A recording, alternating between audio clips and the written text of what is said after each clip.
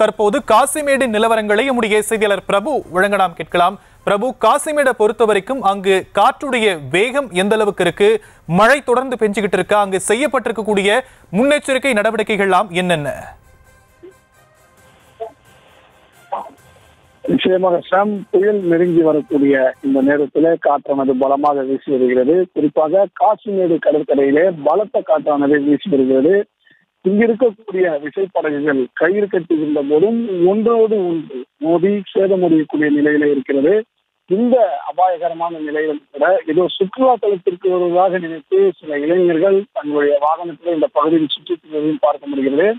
விசைப்படகுகளின் பாதுகாப்பை உறுதி செய்து கொள்வதற்காக மீன்வளத்துறை அதிகாரிகள் இந்த பகுதிக்கு விரைந்து வந்திருக்கிறார்கள்.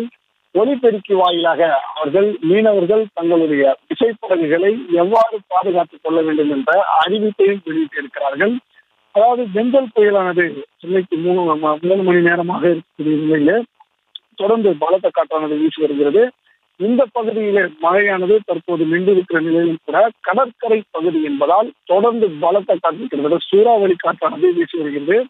காசிமேடு இந்த மீன்சந்தை பகுதிகளில் கட்டப்பட்டிருக்கக்கூடிய விசைப்படகுகள் பாதுகாப்பாக இருக்கிறதா என்பதை ஆய்வு செய்வதற்காக தான் மாநில மீன்வளத்துறை அதிகாரிகள் இந்த பகுதியிலே ஆய்வு மேற்கொண்டு வந்திருந்தார்கள். ஆய்வின் போது படகுகள் சரியாக, அதாவது மீனவர்கள் தங்களுடைய வலைகளை பத்திரப்படுத்தி வைத்திருக்கிறார்களா, கடலில் இருந்து கரையில் பாதுகாப்பான இடத்தில் அந்த வலைகள் பாதுகாக்க வைக்கப்பட்டிருக்கிறதா, மேலும் இந்த விசைப்படகுகளாகட்டும் பைபர் படகுகளாகட்டும் கயிறு மூலமாக கட்டி கரையில் இருந்து அந்த விசைப்படகை கயிறு மூலமாக கட்டி பாதுகாப்பான நிலையில் இருக்கிறதா என்ற கோணத்திலே அவர்கள் ஆய்வு மேற்கொண்டு வந்திருந்தார்கள். இன்னும் ஒரு படி மேலே போய் அங்கே இருக்கக்கூடிய அழைத்து சென்ற அவர்கள் ஒலிபெருக்கி வாயிலாக தொடர்ந்து இந்த பகுதிக்கு யாரும் வெளியே வர வேண்டாம், குறிப்பாக விசைப்படகு உரிமையாளர்கள் தங்களின் விசைப்படகுகளை பாதுகாப்பாக வைத்துக் கொள்ள வேண்டும், கயிறு கட்டி இருக்க வேண்டும், விசைப்படகு ஒன்றோடு ஒன்று மோதாத வண்ணம் இருக்க வேண்டும் போன்ற அறிவிப்புகளை தொடர்ந்து வெளியிட்டு இருக்கிறார்கள்.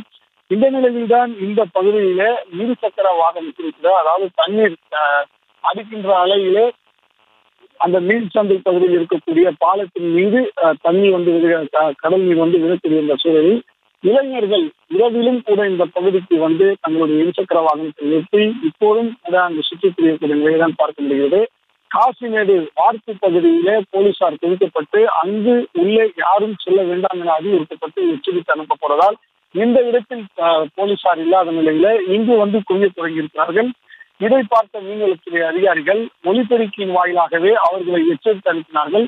தொடர்ந்து இந்த பகுதியிலே பலத்த காற்று வீசி வருவதால் கயிறு மூலம் கட்டப்பட்டிருக்கக்கூடிய விசைப்படகுகள் ஒன்றோடு ஒன்று மோதி சேதமடையக்கூடிய நிலையில் தான் இருக்கிறது. ஷாம், புயல் கரையை கடக்கும் நிலையில் காசிமேடு பகுதியில் பலத்த காற்று வீசக்கூடிய விவரங்களை நம்முடைய செய்தியாளர் பிரபு வழங்க நாம் கேட்டோம். தற்போதைய விவரங்களுக்கு நன்றி பிரபு.